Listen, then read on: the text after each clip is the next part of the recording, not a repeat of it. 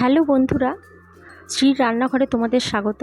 আজকে হঠাৎ ইচ্ছা হলো সেই ছোটোবেলার মতো একটু চাউমিন বানিয়ে খেতে।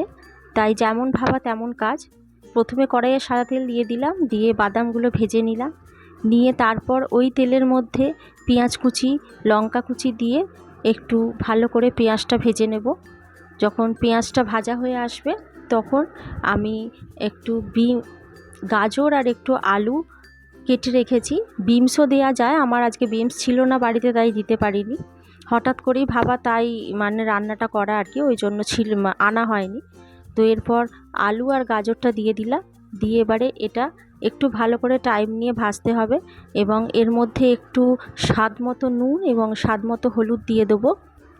দিয়ে তারপর ভালো করে এটা একটু সময় নিয়ে ভাজবো, যতক্ষণ না আলু আর গাজরটা সিদ্ধ হচ্ছে।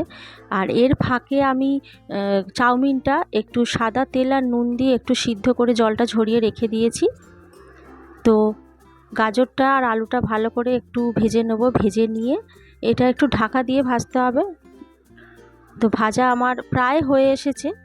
এবারে ভাজা যখন দেখব মোটামুটি ভাজা কমপ্লিট হয়ে গেছে, আলু এবং গাজরটা ভালোভাবে সিদ্ধ হয়ে গেছে, তখন আমি সেই ভেজে রাখা বাদামগুলো দিয়ে দেব। ভেজে রাখা বাদামগুলো দিয়ে দিলাম, দিয়ে ভালো করে মিশিয়ে নিই। আমার একটু ম্যাগি মশলা ছিল রাখা, না দিলেও চলে, তো ওই ম্যাগি মশলাটা একটু দিলাম। দিয়ে ভালো করে মশলাটা এই আলু আর গাজরের সাথে, সবজির সাথে ভালো করে মিশিয়ে নেব।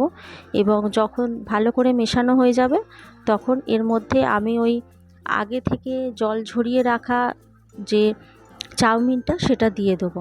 দিয়ে ভালো করে চাউমিনটাও এর মধ্যে মিশিয়ে নিলাম। প্রায় রেডি হয়ে এসেছে আমার এই নিজের মতো করে বানানো যে চাউমিনটা ছোটোবেলায় খুব খেতে ভালোবাসতাম।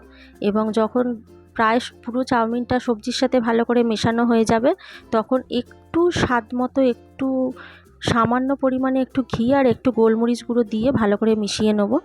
তো আমি এইভাবেই বানাই, এটা আমার খুব ভালো লাগে টেস্টটা। তোমরা চাইলে তোমরাও বানিয়ে দেখতে পারো। তো আমার চাউমিন একদম রেডি। কেমন লাগলো জানিও। থ্যাংক ইউ বন্ধুরা।